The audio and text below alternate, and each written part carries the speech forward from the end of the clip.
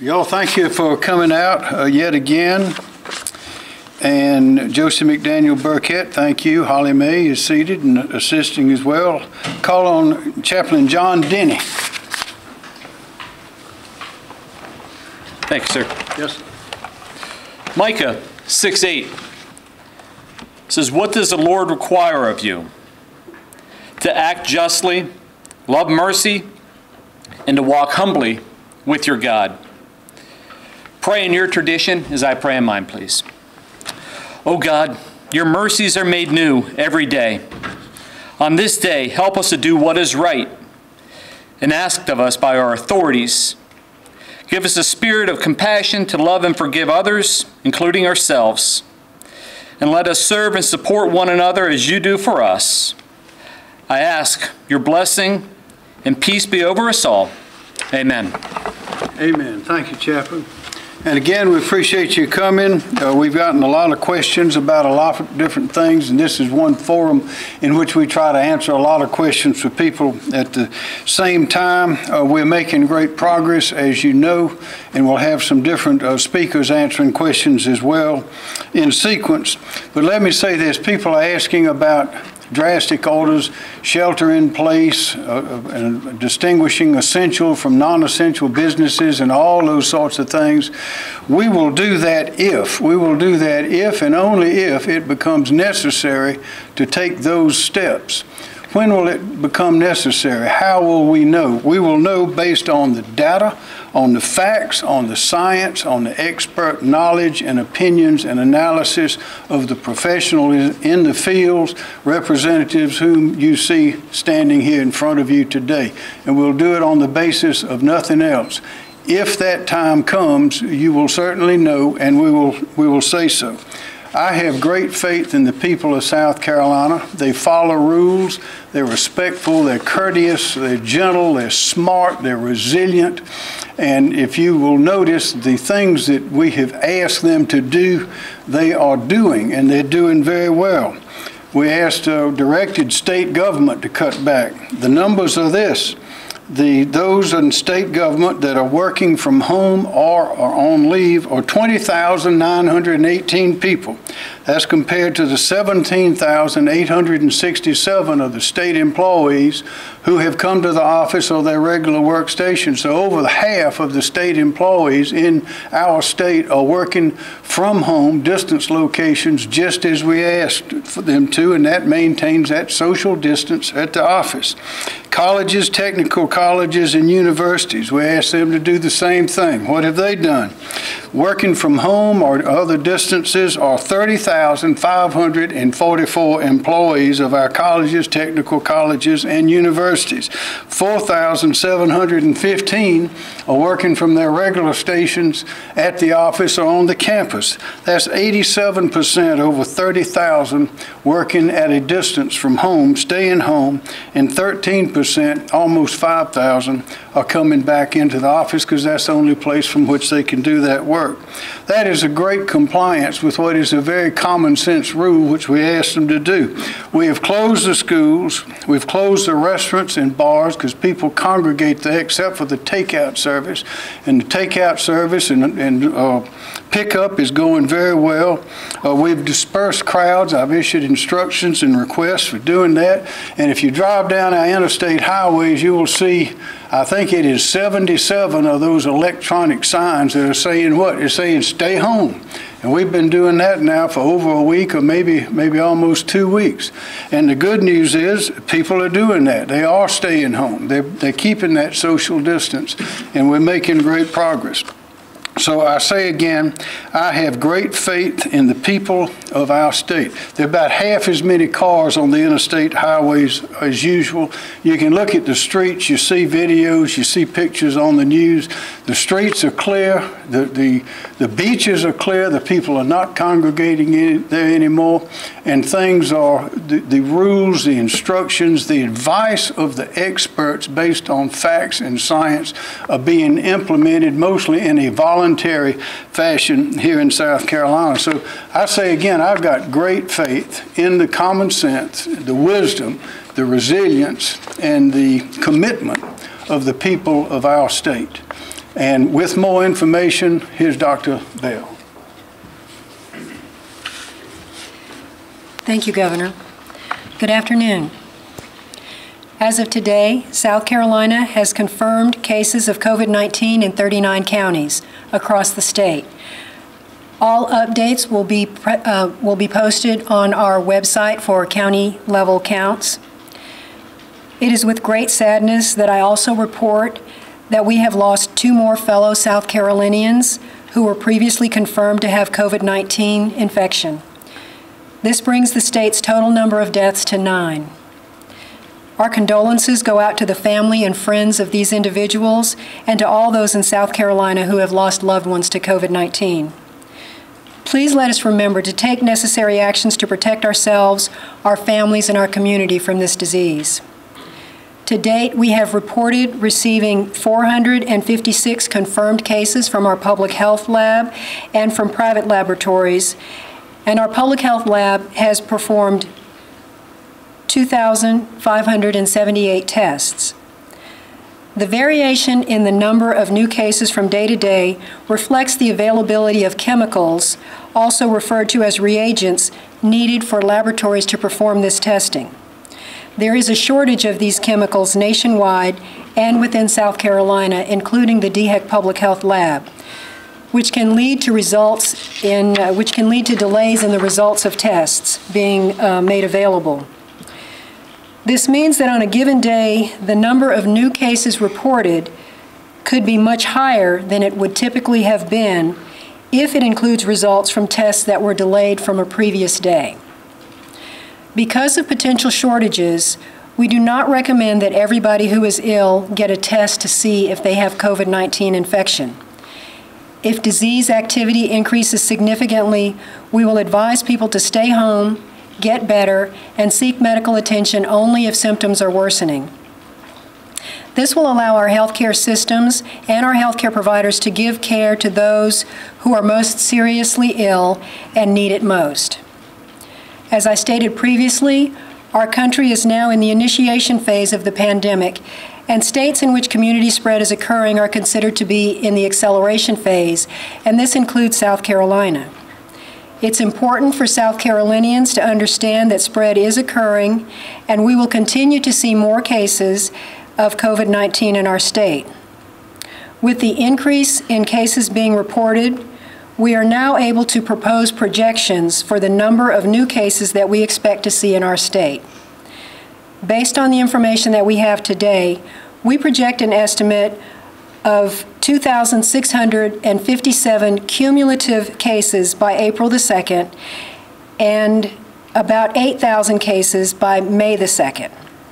It's important to remember that cumulative cases also include all previous cases, and not all are still infectious.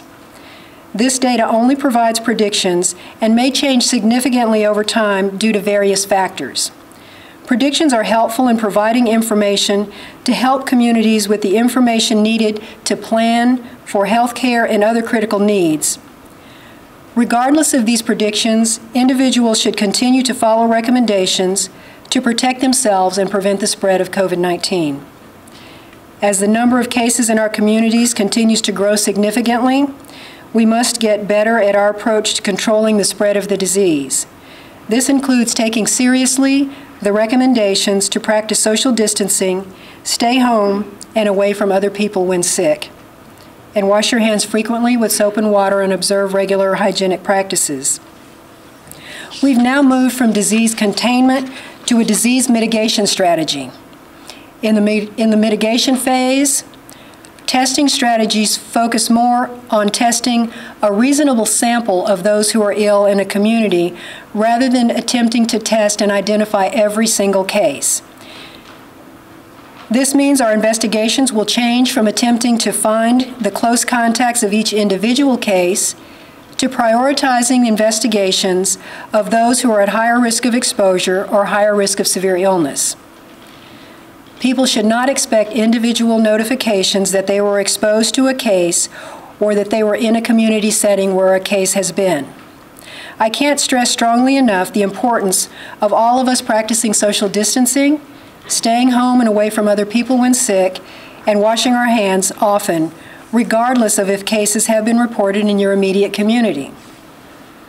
People with signs of illness must stay at home and avoid public gatherings. Stopping the spread of this disease will not be easy, and many of us have already made many sacrifices. As the virus spreads, we could be called on to make even more sacrifices. This is a serious time that calls for serious action, and our chance of getting the best outcome hinges on all of us doing our part. There has been some reporting comparing COVID-19 to other diseases like tuberculosis. And I want to be clear how different diseases are spread is particularly important in how we make decisions about how to prevent spread and how to prevent exposures and how we define who is at risk. And these two diseases are simply not comparable. Tuberculosis is caused by a bacteria. It has a long incubation period and a slow developing course over the course of years prior to the development of active disease. We get fewer than 100 active cases of tuberculosis in an entire year. And we do worksite investigations for tuberculosis cases because individuals who spend a lot of time together in the same space over a prolonged period of time are at higher risk. This is not the case for COVID-19, which is caused by a virus, has a very short incubation period, and a finite course of illness. So those who are working in an environment or who have brief casual contacts with COVID-19 cases don't require the same notifications that we do when we identify a tuberculosis case in a work site, just to make one comparison. So it must be kept in mind when attempting to make comparisons about these two diseases, how they're spread and how we define those at risk, because they're not comparable. I would like to express my gratitude to our public health professionals, medical workers, and first responders who continue to work tirelessly to protect us all as we face this new disease together. And for the latest information, please visit our webpage at scdhec.gov/COVID-19. Thank you. Thank you.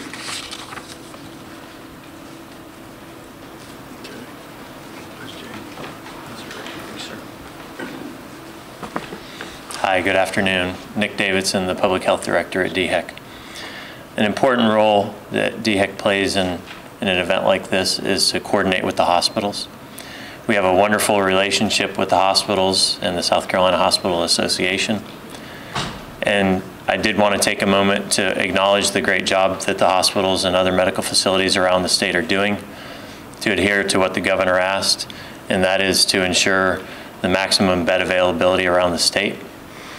I'm happy to report that particularly because of the freeing up of elective and canceling of elective procedures around the state, that the hospitals have made additional beds available. And as of this morning, the beds utilized around the state were 6,863 beds. The beds available, 5,528 beds. And so that's a utilization rate of 55%. And that number has been increasing since Monday. That number is up in and of itself 10%, the number of available beds since Monday. And so we appreciate the work that the hospitals are doing, that the Hospital Association is doing, and frankly all the medical providers around the state to make resources available. Ventilators are another thing that folks are asking about for those that are hospitalized. In a survey just earlier this week of hospitals, there's a total of 1,260 ventilators in the state total. Of the facilities surveyed, which is the majority of the facilities, there were only 180 of those in use. So you can do the math, but that's a significant balance that remains of available ventilators around the state. We're also working with our partners here at the state and our federal partners to request additional ventilators. And so we put in an additional request for just greater than 130 additional ventilators in case we need them. So again, our thanks to the hospitals for their compliance with the governor's request, as well as for the great working relationship with us here at DHEC. Thank you. Thank you, Governor. Yes, sir.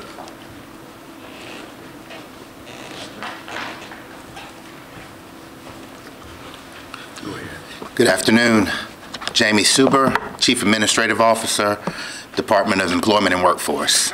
Thank you for this opportunity, Governor. I'd like to share information, and I know most of you have received information associated with the initial claims for week ending March 21st. And obviously, these are unprecedented and record numbers of initial claims coming into the unemployment insurance program. We were over 31,000 on last week in regards to new claims coming into the system, which is close to a 1,600% increase. For the week prior, we were close to a little under 2,000 claims. So as you can imagine, we went from 2,000 initial claims up to 31,000. So we have received a great deal of inquiries in regards to the volume, the number of calls that we're taking through our dedicated contact center. And we want to stand committed to let you know that the Department of Employment and Workforce are following the executive orders and doing all that we can to expedite the claim filing process and make this process seamless for those that are truly in need and looking for some type of relief during this temporary period of time, we hope.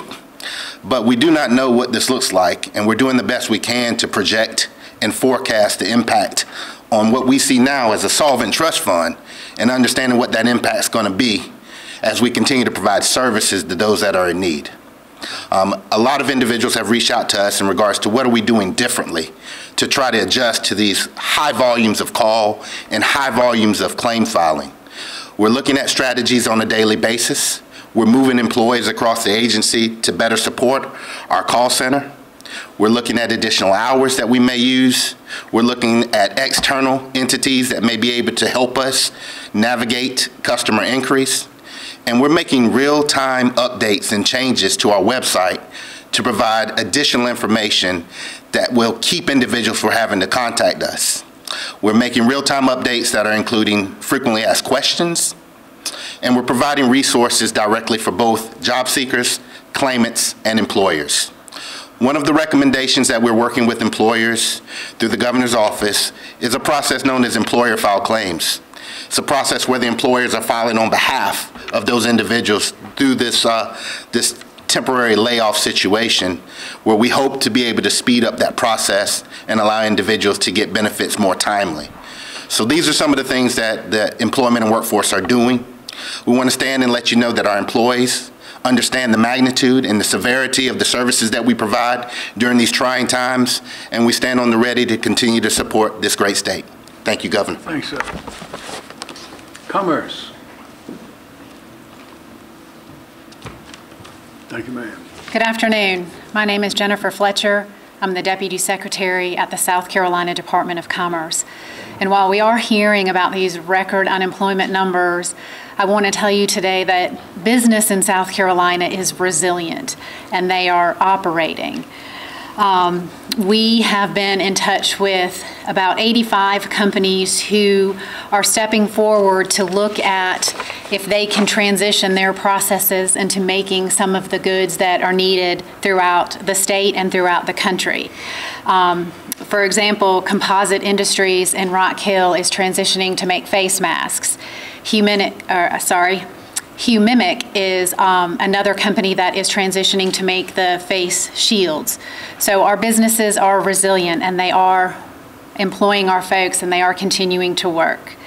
The Department of Commerce and a network of business agencies, many of whom you've heard from at these press conferences, and a number of other business organizations are focused on helping our businesses stay in operation. And so on Commerce's website, that's sccommerce.com, we have links to a number of different resources that businesses can utilize to keep informed and to make sure they stay operating.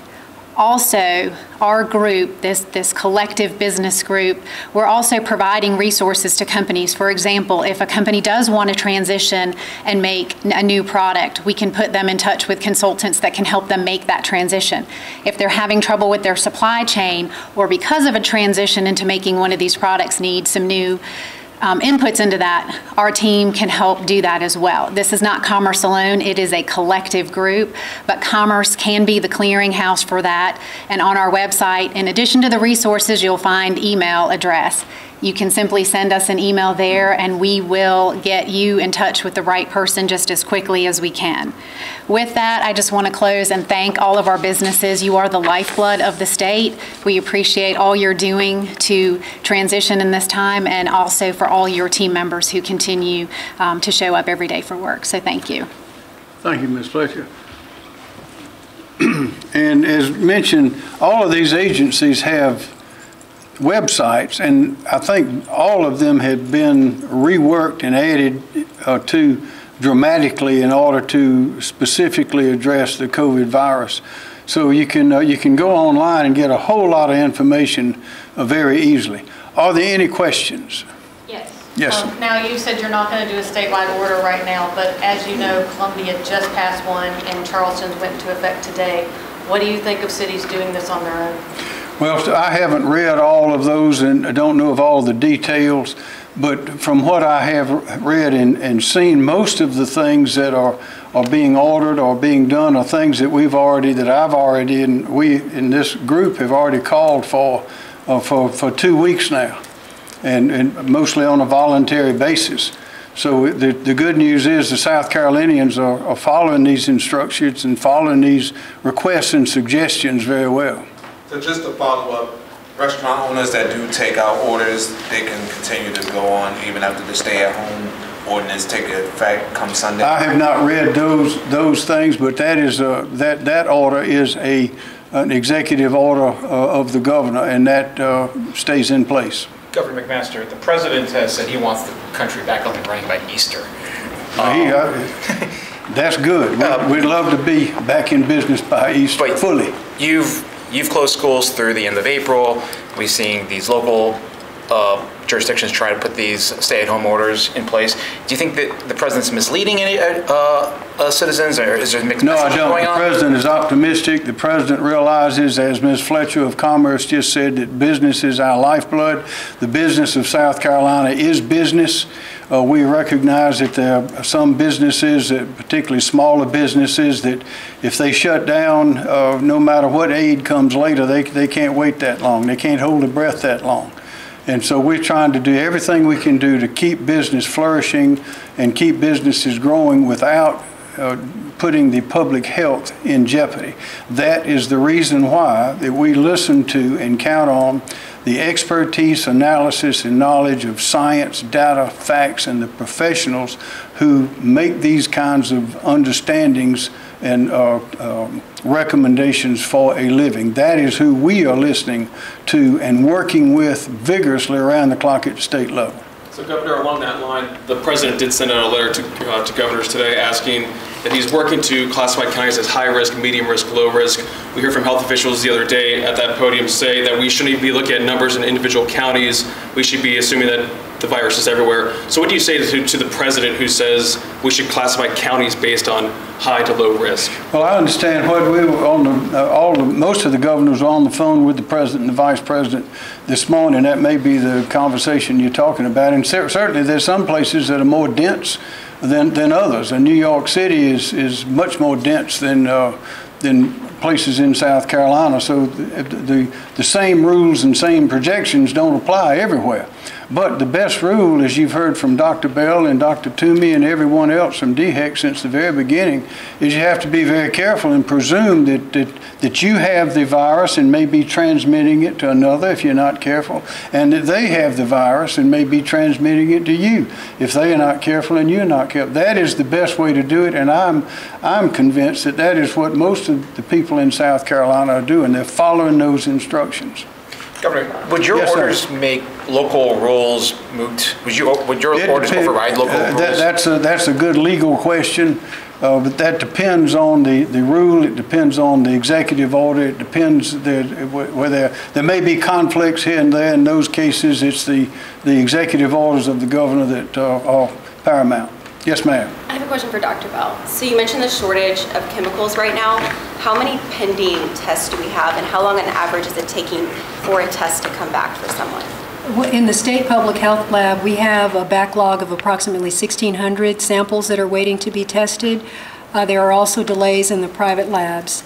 And some of the private labs are reporting a delay in getting test results back from 7 to 8 or sometimes even longer. While you're up there. Yes, sir, in the back. Now that you have projections, do they get worse tending to those numbers, or does it get? Could you speak up just a little bit? Now that you have projections, do the projections get worse for the people with the coronavirus, or are they changing or anything like that? Well, the projections that we are tracking out to about the end of May, the slope of that curve has been looked at over the course of a week or so, and for the model that we are currently using, there are a number of models, but it appears to be about the same. As we get more case reports, that will give us more information about the steepness of the curve, and over time we can see if that curve is flattening out and whether these social distancing measures are working here and in other places. Ms. Adcox. You've said that the hospitalization numbers that you gave yesterday's demographic numbers are just hospitalizations at time of illness. Why not track hospitalizations on a daily basis? Well, we're not giving hospitalizations. Those are numbers of cases reported. Okay. So why not track how many people are in the hospital and leave the hospital and that sort of thing? Well, we conduct disease surveillance for cases reported, for positive cases. That's what by law is required to be reported to us. Once they're in a healthcare setting, our disease surveillance activities to detect new cases, we don't follow people. The health department does not follow individuals throughout their hospital course and maintain a database to see when someone has been discharged and for what condition. So they may be kept in a healthcare facility for a number of reasons, but we do disease surveillance and we report positive test results. Questions? I got one covered. Yes, sir. What are you thinking about the primary in June? I mean, do you think that it's going to need to be moved? Do you think there's going to need to be changes made? At this point, those primaries they're set by law. The legislature would have to change that date. At this time, I see no reason to upset that system. And also, Governor, you said that you aren't sure about the legality if a place like Charleston or Columbia issues an order that goes further than your orders on stay at home or something like that. Do you think it's wise for a city to put in more strict restrictions than you put in place for South Carolina? I think it's wise for the cities to be thinking and to determine best practices for their area. Every area is not the same, as the President has noted in the earlier question, but it is clear that the state law is paramount over a local law. Same thing goes for an ordinance.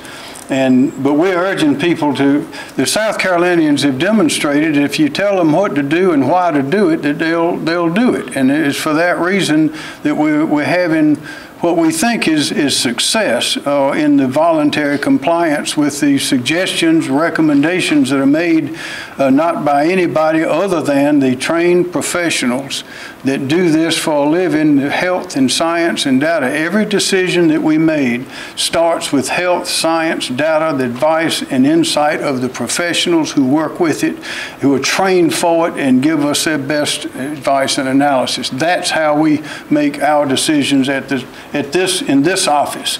I don't know how everybody else makes theirs, but I know we have excellent advice and excellent experience and know-how represented in these agencies. Governor, yes, ma'am. You tweeted that tourists should basically self-quarantine if they come into this state. Yes, ma'am. How do you enforce that, and do you think that will be part of a future order? It may be. That's a question, because we have a lot of people coming to the state from out of state, and the Myrtle Beach area is experiencing that. Some other places on the coast. Those are good questions, and we're attempting to answer those based on the science and the data. Some of the local jurisdictions have some ideas and have made some recommendations and taken steps, and we are analyzing all that to make the right decision. Mr. Davidson. Yes, ma'am. You've talked about getting advice from individuals and organizations to make these decisions. Can you elaborate a little bit on who or what organizations? Sure. Mayors, legislators, doctors, lawyers, business leaders, retired people, young people. We are flooded with advice, information from everywhere, and everyone up here that you see and their colleagues are likewise. flooded. So we're getting plenty of information, and it's important that we know what exactly is going on and what the people are seeing and what they're doing. But we like to have information. We can't always respond immediately to answer those things, but we ask people to continue letting us know what you think and what you see. Mr. Davidson, this morning the CEO of the hospital in Orangeburg said hospitals did not receive anything from the national stockpile. Can you add any kind of clarity of how those supplies were distributed and how they were, after they were sent to each county? Sure. We understand at DHEC as a state agency that we can't possibly best determine exactly where our resources would go. So we're working very closely with our colleagues here at EMD and more directly even with those at the state emergency management office, the county emergency management offices. So those county emergency managers received a push from the strategic national stockpile, and then we know that best decisions are made locally about where resources are needed and where they're available. And so those county emergency managers and that county, it's ultimately their determination as to where the greatest need is based on the resources that they receive. One more for you. You say we have enough ventilators, but we've heard concerns of a lack thereof. Like, how fast are hospitals able to use them? And is there a turnover issue that Sure. We're monitoring it very closely. At this point, we don't see anything that seems to indicate that there's any sort of shortage or inadequacy of ventilators, but we maintain that data and we're going to watch it very closely. And as we hear of shortages, we'll work with our colleagues here and in the counties to make sure that they get to the right place that they need to go. A question for Ms. Fletcher about economic development. Just want to get your thoughts, and maybe you can tell us a little bit about how economic development has been affected by this. You know, looking at companies that are maybe opening new operations here, or companies that are expanding. What's been the situation? Are companies still going forward, or are they kind of waiting to see what happens at this point? So every company has a different response, you know, during a situation like this. For example, we talked to a company just the other day who was, you know, evaluating their options because they make one of these products that we all need. It was a sanitization device. And so, you know, they've got a different trajectory. Other companies are just trying to keep operations going and the supply going, so their plans might be on hold. The other thing we also have to remember is Asia is getting back to business. And so we, as a state, we have offices in Asia, and we are seeing some activity starting to percolate there. So, you know, I think it's really early to tell the true impact on economic development, but we do have some positive signs. I have a question about first responders. They continue to tell us that they would like more information beyond zip codes. And I understand that you don't want to give private information for, you know, to give away identities to public, but what about specific locations for more than the zip code for first responders? Well, we absolutely want to provide any information that's available to protect the public's health. And we also want people to understand the kind of information that we have. So if we report out every positive case, that doesn't mean every previous positive case. What is needed to make those decisions about protection is who is actually infectious. And so our database doesn't tell us who continues to be infectious.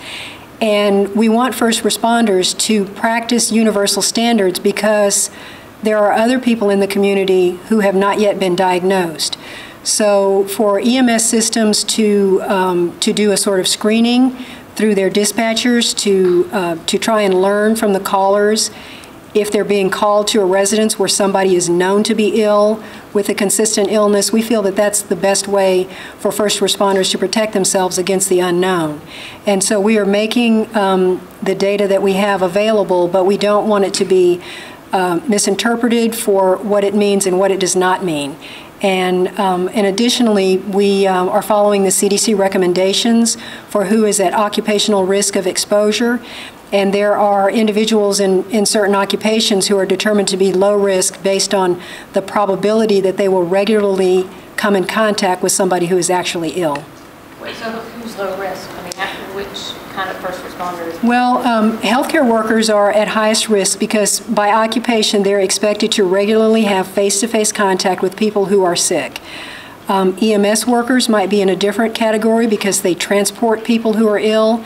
And then law enforcement officers might be in a lower category. They're actually categorized in a lower category at being of low risk of exposure because based on the types of activities they're expected to routinely perform for their occupation, and the fact that some of these counties may have single-digit numbers of cases, the likelihood that they would actually come in contact with somebody who is infectious is low, and so they are determined to be at low risk of ongoing exposure. Doctor, as these numbers continue to come in, if it does show that the curve does not flatten, what can South Carolinians expect to see? What type of further restrictions can be imposed afterwards if it shows it's on the increase? Well, I can talk more about what we expect to see in terms of cases. We expect to see those increase. And the measures for restrictions, for social distancing, we understand if we separate people, and we understand that by having prolonged face-to-face contact with individuals who may be ill is what puts people at risk. So both of those things together, monitoring disease occurrence in the community over time and practicing those social distancing measures are what will help us monitor and what will help us understand if we're making a difference.